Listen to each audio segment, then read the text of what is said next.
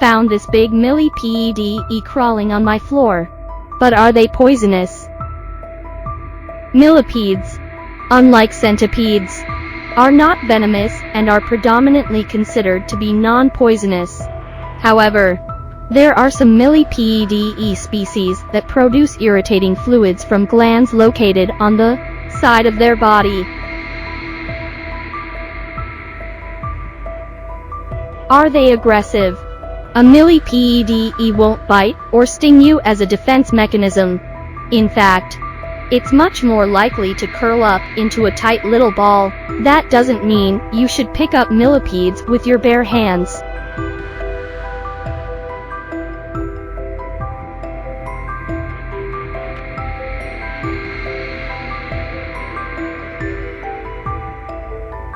Are they endangered? Some species are considered threatened or endangered, and they need our help.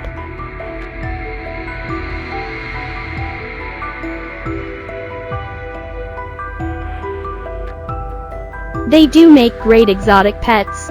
They are friendly, calm and tolerant of handling. Plus they have pretty simple habitat and food needs.